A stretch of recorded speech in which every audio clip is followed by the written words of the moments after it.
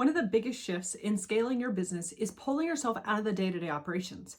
However, anytime any contractor does that, they end up still getting asked 101 questions by their employees because their employees can't make decisions without the owner involved. This is what keeps the owner stuck on the job site without being able to escape that daily grind and focus on growing their business. Even if you have gotten out of the day-to-day operations, as you grow your business and you take on bigger jobs, there ends up being more complexity with those jobs, and then you end up getting thrown back onto the job site to continue to fix all the problems, answer the questions, make all the decisions, and really get that job over the finish line so you can get paid and move on to the next job.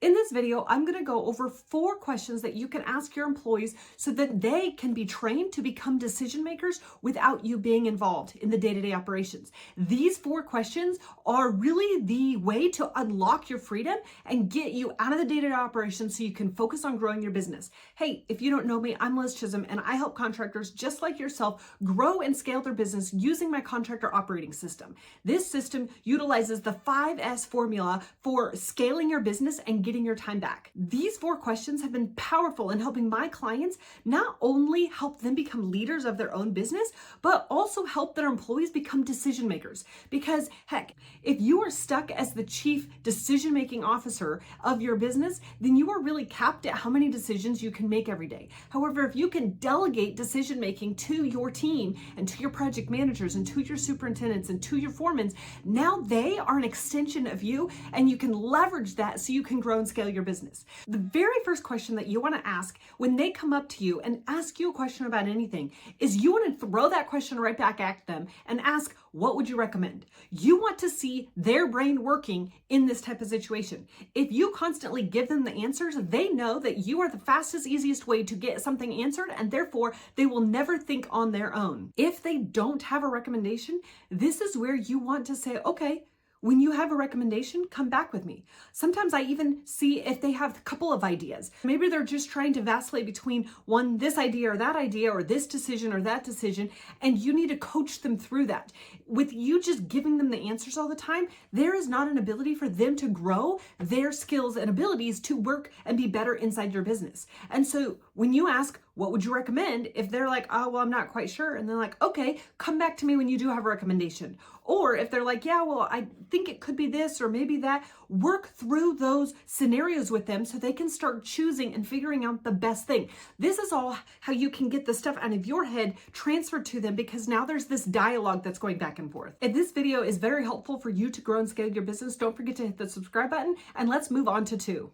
The next question you want to ask is, how did you come up with that recommendation? How did you come up with the solution? How did you come up with what you want to proceed with? Because you don't just want them to kind of default to something and it's just a random answer and they're thinking that that may be the right answer, but they're not using their critical thinking skills to come up with that. So you want to see if it's just a answer with luck in it, or if they really thought through all of the different scenarios about this situation and they are making a recommendation based off of them thinking about what those results would be. You want to work through whether or not it's a luck-based response or they've actually used critical thinking.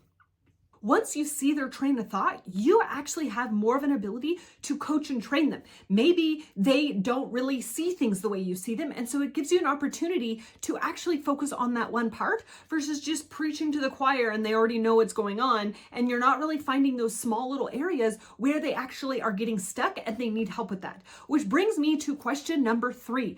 After you've asked them, what's your recommendation? Then you've asked them, how did you come up with that recommendation? The third question is, why did you come to me and ask me? This is where most contractors get stuck because they are now the keeper of all the knowledge. When I work with contractors, one of the biggest things that I do is pulling the information out of their brain and getting it communicated to somebody else. This is where systems and processes come in. This is where SOPs come into place.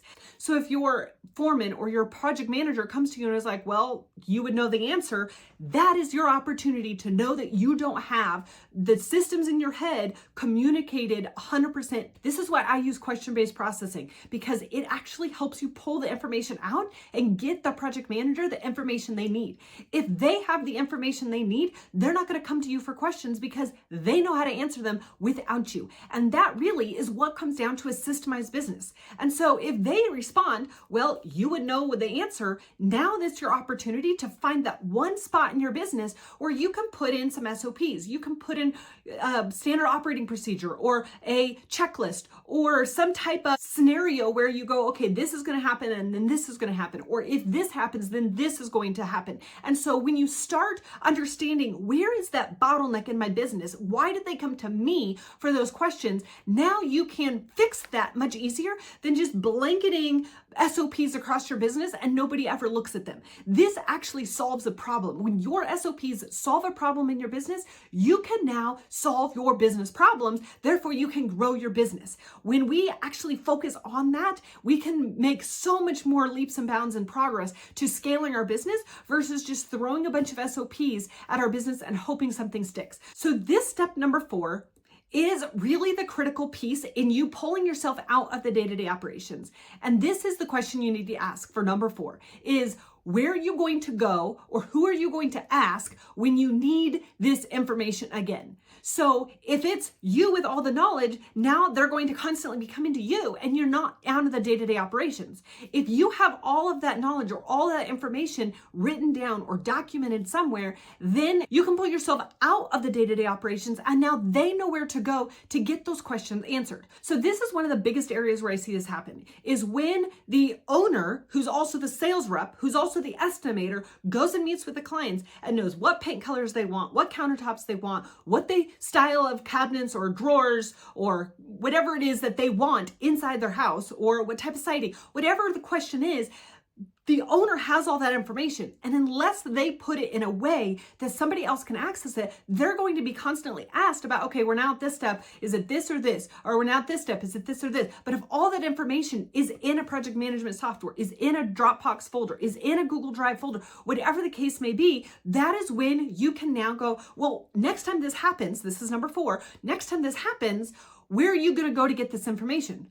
Not me, because I do have the information, but you can also go to that Google Drive. And so when you ask them this, now you're asking them to be accountable. Now they have to communicate to you what they are responsible for. So when they come up with a design question, when they come up with, hey, what's the next step, or who's the next trade, or whatever that question is, and you have that documented somewhere else in your business, now they know you don't go to them. You go to that Dropbox folder, you go to that Google Drive folder, and that's where they can access the information.